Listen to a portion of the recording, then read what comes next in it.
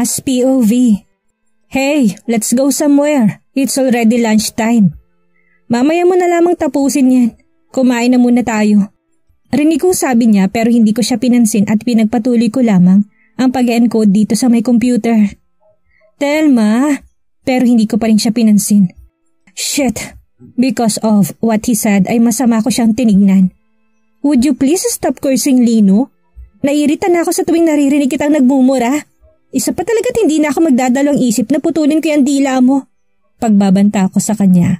Pero naalala ko na may pagkademonyo rin palang isang ito at hindi malang natakot sa pagbabanta ko sa kanya kanina. Sa tingin mo, matatakot ako sa banta mo? No way, sabi niya at ngumisi sa akin. Kaya naman, mas tumalim ang tingin ko sa kanya.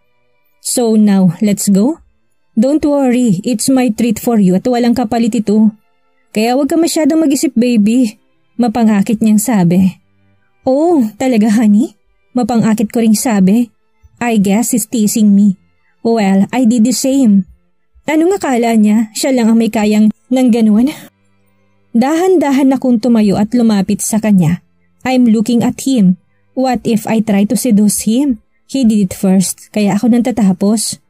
Nang makalapit ako sa kanya, marahas kong hinawakan ang balikat niya at pinalapit sa akin. Hindi siya nagsalita and I think parang gustong-gusto rin ng kumag na to. I changed our position. Tinula ko siya kauntit pinaupo sa may swivel chair ko. Nakatitig lamang siya sa akin. Mapaglaro ko siyang nginitian. Yumuko ako para magtapat ang mukha namin. I am now holding his face at mas nilapit ko pang mukha ko sa kanya. I saw him looking at my eyes and lips. Taas at baba ang tingin niya sa mukha ko. Ilang inches na lamang at malapit nang maglapat ang labi namin. Are you ready, honey? Malanding tanong ko sa kanya. At hindi pa rin nawawalang ngisi ko sa labi ko. Of course, hon, he answered. Kaya ang ngisi ko'y naging ngiti na, ngunit nakakaloko nga lang. Alam mo ba kung anong gusto kong kainin? I asked. Nakita ko kung paano siya ngumisi dahil sa tanong ko. Malaking hotdog?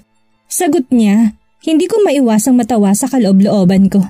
Mabuti na lamang at napigilan ko pa ring matawa at hindi niya mahalatang natatawa ako sa sagot at reaksyon niya. Sigurado ka bang isang malaking hotdog ang gusto kong kainin? Pabiro kong tanong. Tumango siya't napatingin sa labi ko.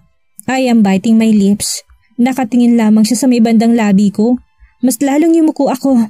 At ngayon ang mga mata niya'y nakatingin na sa cleavage ko. At nakita ko napaka-sexy niyang kagat-labi habang nakatingin sa dibdib ko.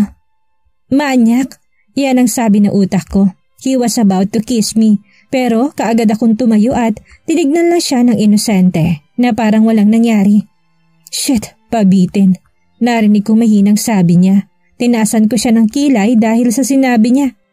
Matatalim ang tingin niya sa akin ngayon. Big hotdog ha? I said at tumawa ko. Kaya naman mas lalong nandilim ang aura niya. Seryoso na lamang niya akong tinitignan ngayon habang patuloy pa rin ako sa pagtawa. Anong nakakatawa? Seryosong tanong niya, pero hindi ko sinagot ang tanong niya. Tumayo na siya sa pagkakaupo sa may swivel chair ko kanina. Hindi ko maiwasang tumingin sa nakaumbok sa may itim niyang slacks. Hindi ko talaga maiwasang tumingin sa parteng yon dahil halatang halata talaga na may nakaumbok doon. Don't tell me, did I just turn him on? Huwag kang tumingin sa direksyon na yan. Ginising mo siya for God's sake, what should I do now? Halata sa boses nitong pagkainis. Tinignan ko siya at nakakunot ang noo niya at matalim ang tingin sa akin. Should I say sorry? Well, although sinasadya ko naman talaga na seduce siya, pero hindi ko naman sinasadya na magigising kong alaga niya. Ay te, parang tanga lang. Siyempre ganun na rin yun. Kapag sinedyos mo siya ay malamang sa malamang natatayuan niyan. Minsan talaga may pagkabubita din ako. Halika na, kumain na tayo. Pag-aaya ko sa kanya at kinuha ko ng bag ko. Maglalakad na sana ako papunta sa pinto na magsalita siya. Wait me here. He said at mabilis na naglakad papunta sa may banyo. Dito sa loob ng office niya. Ilang minuto na ang lumipas pero hindi pa rin siya lumalabas galing sa CR. Baka kung may nangyari na sa kanyang masama sa loob ng banyo? Hindi naman siguro tatanga-tanga ang lokong yon. Habang hinihintay siya ay nilibot kong paningin ko sa buong opisina niya. Hindi pa rin nagbabago. Katulad ng dati ganun pa rin ang disenyo. Ngunit may mga nadagdag nga lamang namang ibang gamit. May bookshelves rin siya. Narinig ko ang pagpihit ng pinto na galing sa may banyo kung nasaan si Lino at seryoso pa rin siyang lumabas at naglakad papunta dito sa pwesto ko. Hoy, bakit ang tagal mong lumabas ng CR? Nagbawas ka ba? Inosenteng tanong ko sa kanya. Ask by yourself, woman. Let's go. Walang ganang sabi niya't nauna na naglakad at lumabas dito sa office niya. Pagkalabas ko'y nakita ko namang nakakunot noo siya habang nakatingin sa dalawang bodyguard ko. Sino kayo? He asked. Mga bodyguard ko yan, sagot ko sa tanong niya. Dahil hindi na naman nagsasalita ang dalawang matipunong lalaki na nasa harapan namin ni Lino. Okay, masungit na sabi niya't nauna na siyang naglakad. Saglit lang naman Lino, sigaw ko sa kanya. Ang bilis niyang maglakad, patakbo na akong lumapit sa kanya. You're too slow to, Hakuman. Masungit na sabi niya at pinindot ng ground floor kung saan ang parking lot. Kunot-noo akong tumingin sa kanya. Ba't bang sungit mo? Bad mood ka? Okay ka pa naman kanina ah. Nagtatakang tanong ko sa kanya. Tumingin naman siya sa akin ng seryoso at pinakatitigan lamang niya ako. It's none of your business, woman. Masungit na sabi niya naman niya sa akin. Tsk, ang sungit-sungit. Mahinang sabi ko pero alam kong narinig niya yon. At sinadya ko rin na marinig niyang sinabi ko. Tumingin ako sa kanya at seryoso lamang siyang nakatingin sa akin hanggang sa makarating kami sa ground floor. Nauna na akong lumabas at tinintay siya. Sinundan ko lamang siya papunta sa kotse niya. Hindi na rin sumama ang dalawa kong bodyguard. Bakit kaya? Baka manananghalian pa sila?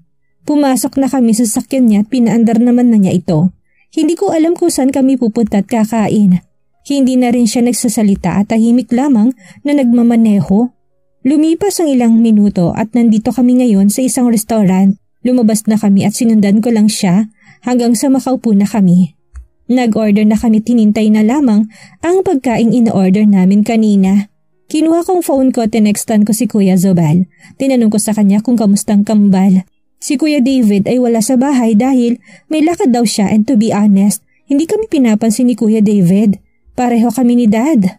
Hindi ko rin alam kung paano kami magkakaayos. Naintindihan ko rin naman ang side ni Kuya at alam kong nag-aalala lang siya. I tried to talk to him yesterday pero hindi niya ako pinapansin at talagang sobrang pagtatampo niya sa akin. Dahil pinili ko nang pumayag sa favor ni Dad sa akin. Naniniwala naman ako na nagbago na rin si Lino. Kailangan ko nga lang mag-ingat dahil tama rin naman si Kuya sa mga what if niya. But I trust Lino.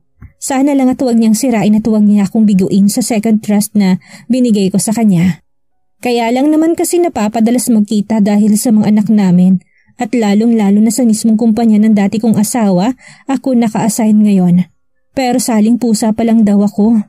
From Kuya Zobel. Okay naman sila, busy sila sa pag-aalaga sa aso't pusa na binili ko kahapon. Iyan ang text sa akin ni Kuya Zobel and even send some of picture ng kambal. Habang nakikipaglaro sa dalawang alaga nilang aso at pusa. Mabuti na nga lamang at hindi nag-aaway yung pusa at aso na yon. Sino ka-text mo and why are you smiling? Narinig kong tanong ni Lino. Tumingin ako sa kanya't mas matalim naman ngayon ang tingin niya sa akin. Ah, si Kuya Zobel. Look oh, naglalaro yung kambal with their new playmates. I said at pinakita ang picture na sined ni Kuya Zobel sa akin kanina. Tignan naman niya ito at nakita ko na napangiti siya habang tinitignan ang litrato ng kambal. Kaya napangiti din ako habang nakatingin sa kanya na nakangiti din. Nang mapansin niya na nakatingin ako sa kanya ay bigla na lamang nawala na parang bula ang ngiti niya. Seryoso lamang niya akong tinignan at ibigay sa akin ang cellphone ko. Na-serve ng order namin at nagsimula na kaming kumain. Tahimik kaming kumakain. Tumingin ako sa paligid at nakitang iba na nakatingin sa amin. Ang iba naman ay nakatutok ang cellphone sa amin and alam kong kinukuhanan at vinivideohan nila kami ni Lino. Iniiwas ko na ang tingin ko sa kanila at itinuloy ko ng kainin ang pagkain ko. Nag-order din siya ng halo-halo and 5 taon na rin akong hindi nakakakain ng ganito. Kaya laking tuwa ko nang sabihin niyang halo-halo kanina. Nang matapos na kaming kumain ay bumalik na rin kami sa kumpanya niya. As what he said ay siya na rin ang nagbayad sa kinain namin kanina. But until now ay bad mood pa rin siya at dahil siguro sa ginawa ko kanina. Umupo na ako sa may upuan ko at nagsimula na magtrabaho at ganun din siya. Hindi na niya ako pinansin simula kanina. Pagkatapos ng ilang oras ay tanaw na tanaw ko sa glass ng bintana na gabi na pala. Inayos ko ng gamit ko para makauwi na't namimiss ko ng mga anak ko. Nang maayos ko ng gamit ko ay kinuha ko ng bag at cellphone ko. Tumayo na ako't lumapit sa pwesto ni Lino. Lino, pagtawag ko sa kanya. Pero hindi niya ako pinansin. Hoy Lino, pagtawag ko ulit sa kanya. At this time ay hindi pa rin niya ako nililingon at busy lamang siya sa nakatingin sa may librong binabasa niya. Bahala ka dyan, uuwi na ako. Hinahanap na siguro ako ng kambal kaya mauna na ako sa'yo. Bye! Pagpapaalam ko at bubuksan ko na sana ang pintuan pero may humawak sa doorknob at saktong nakahawak na rin siya sa may kamay ko. Nagtataka ko lamang siyang tinignan. Ang bilis niya. Bakit? Ihahatid na kita. Bibisitahin ko rin sila Clara at Meljan since hindi ko sila nabisita kahapon, he said. Tumangon na lamang ako't nauna na akong lumabas sa office niya. Tama siya. Hindi niya nabisita ang kambal kahapon. Tinextan lamang ako ni Lino na hindi siya makakapunta sa mansyon dahil madami siyang dapat natapusin na trabaho at naintindihan naman ng kambal yun. Lumingon ako sa likuran at nakita ko naman nakausap ni Lino ang dalawa kong bodyguard. Tumangon lamang sila kay Lino at hindi nagsalita. Naglakad na si Lino palapit sa akin at sabay na kaming pumunta sa may ground floor kung saan ang sasakyan niya. Nag-drive na siya at nanahimik na lamang ako. Nagtaka naman ako dahil huminto ang sasakyan ni Lino. Nandito kami ngayon sa tapat ng Krispy Kreme Donuts. Stay here, Telma. I'll just buy some pasalubong to our kids, he said at mabilis siyang lumabas at naglakad papasok sa loob. Pinanood ko lamang siyang bumibili ng donuts sa loob. Lumabas naman na siya at may bitbit na siyang 2 kahon na puro donuts ang laman. Pumasok na siya dito sa loob ng sasakyan niya at inilagay ang binili niya sa backseat. Pinaandar naman na niya sa sasakyan niya at ulit tahimik lang ng biyahe. Habang papunta kami sa mansyon. Nandito na kami ngayon sa labas ng mansyon. Tumingin ako sa kanya na tahimik at diretso lamang siya nakatingin sa may harapan. Lino, are you okay? Nag-aalalang tanong ko sa kanya. He looked at me at tumangon naman siya. Kinuha na niyang donut sa likuran ng sasakyan niya. Tara na. Agad na sabi ko takmang bubuksan ko na sanang pintuan pero pinigilan niya ako. Nagtaka naman akong tumingin sa kanya. Bakit? Nagtatakang tanong ko sa kanya. Ako nang magbubukas ng pinto para sa'yo. And then, lumabas na siya ng sasakyan niya at umikot at lumapit sa may pintuan, malapit sa akin. Binuksan na niya ito at bumaba naman ako. Hindi ko maiwasang mapangitin ng lihim dahil sa ginawa niya. Gentleman na siya ngayon ha? Pumasok na kami sa loob at agad rin kaming binati ng mga guard na nagbabantay dito sa mansyon malapit sa gate. Hanggang ngayon ay iniisip ko pa rin kung paano nakakapasok si Lino dito sa loob dahil mataas ang pader dito. Baka naman gumagamit siya ng hagdanan? Pumasok na kami sa loob at unang sumalubong sa amin ay si Kuya David na seryosong nakatingin sa amin ni Lino ngayon. May hawak siyang libro't nakadikwatro pa habang nakaupo. Ibinalik na niya ang tingin niya sa may librong hawak niya. Pumunta kami sa bakanting sofa dito sa sala. Tumingin ako kay Lino. Hintayin mo ako dito, tatawagin ko lang ang, Mommy? Daddy? Umaalingaw-ngaw sa buong mansyon. Tumingin ako sa may bandang hagdanan at nakita si Clara na mabilis na bumaba sa mahabang hagdanan. At nakasunod naman si Meljan. Lumapit kami ni Lino sa may hagdanan at hinintay na makababa sila. Careful, princess, he said at agad na kinarga si Clara. Nang makababa na ito, niyakap naman ni Clara ang ama niyang nang mahigpit. Akala ko po you won't visit us na, she said. Of course not, my princess, he said at ngumiti siya kay Clara. Hinalikan naman ni Clara ang pisngi ng ama niya at ganun rin siya sa akin. Nakita ko naman na nandito na sa tabi namin si Meljan. Hey son, how are you? Mukhang antok na antok ka na ha? Lino asked to his son. I'm fine dad, he said. Yumuko naman si Lino tinalikan ng noon ni Meljan at ginulong buhok nito. Mukha namang nainis si Meljan sa ginawa ng tatay niya sa buhok niya. Stop doing that, Dad! Naiiritang sabi ni Meljan. Natawa naman kami sa sinabi ni Meljan. He doesn't want na ginugulong hair niya. Come here, son. We brought you some pasalubong, mga anak. Masaya sabi ni Lino. Nakita ko naman na excited na sila at nawala na rin ang pagkainis ni Meljan at mas nauna pa nga itong tumakbo papunta sa may sala. Tinignan naman ni Kuya David si Meljan na binubuksan na ang box na may lamang donuts. Na makalapit kami ay ibinaba na ni Lino si Clara. Kumuha na rin siya ng donuts at kumain. Give your tito some donuts, anak, I said. Nakita ko namang tumingin si Kuya David sa akin at ibinalikan tingin kay Clara na may binibigay sa kanyang donuts. Halata sa mukha niyang alanganin pa ito kung kukunin niya o hindi. Ngumiti ako kay Kuya nang tumingin ulit siya sa akin. Thank you, Clara. Nakangiting pagpapasalamat ni Kuya kay Clara. Tinanguan lamang niya ako at nakita ko na nakatingin na siya kay Lino. Tinanguan rin niya ito at pinakita ang donuts na hawak niya. Kain tayo. Pag-aaya niya. Napangiti naman ako lalo dahil sa sinabi niya. Hindi na kaya galit at nagtatampo si Kuya. Kumain naman kami ng donuts at sakto naman na naubos na yung donuts ay dumating si Kuya Zobel galing sa itaas. Kumulit ang noon niya habang nakatingin sa dalawang box na wala nang laman na donuts. Nang makalapit siya ay kinuha niya ito at pinakatitigan. Wala na? Kunot noong tanong niya. Yes, Tito. Super tagal naman po kasi ikaw bumaba. Ayan po, naubos na, sabi ni Clara. Nakasimangot naman si Kuya at padabog na nilapag ang dalawang box. Bakit hindi niyo ko tinirahan? He asked at nagpapadyak-padyak pa sa may lapag. Hindi ko maiwasang matawa sa pinagagawa ni Kuya ngayon. Why? At nagsimula na siya magdrama. Tinignan ko naman si Kuya David at parang walang pake kay Kuya Zobel na nagdadrama na. Sinong bumili nito? He asked. Tumingin naman ako kay Lino at dahan-dahan ko siyang tinuro.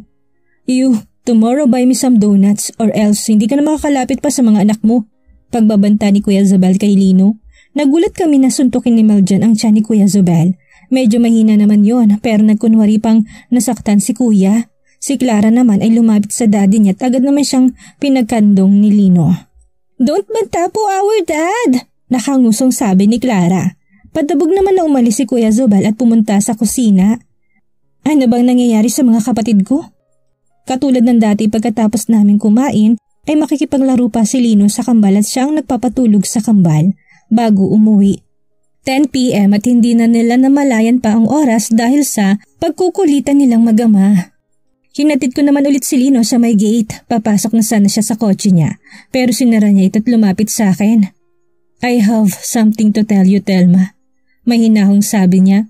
Hindi ko alam pero biglang bumilis ang tibok ng puso ko dahil sa sinabi niya. Ano yun? Kinakabahan man ay nagawa ko pa rin magtanong. I want you to come with me, he said. Napakunot ang noo ko dahil sa sinabi niya. Parang may ibang ibig sabihin atang sinabi niya na mali ata ako ng pandinig. Ha? Ano ulit? I said, I want you to come with me. Why? Did you misunderstood something? Nakangising tanong niya. Mabilis akong umiling. No, it was an outing sa isang sikat na resort dito sa Pilipinas. Tinanong ko lang if gusto mong sumama. Sa susunod na araw na yun, if you want to na isamang kambal ay pwedeng-pwede. He said. Napatango naman ako sa sinabi niya. Sige, pag-iisipan ko, nakangiting sabi ko. Sige na, umuwi ka na. Gabing-gabi na oh. Mag-iingat ka sa pagmamaneho. Nakangiting sabi ko sa kanya. Ngumiti naman siya sa akin at pumasok na siya sa sakyan niya. Binuksan naman niyang kabilang bintana at may sinabi ito. Good night, Telma. I love you so much.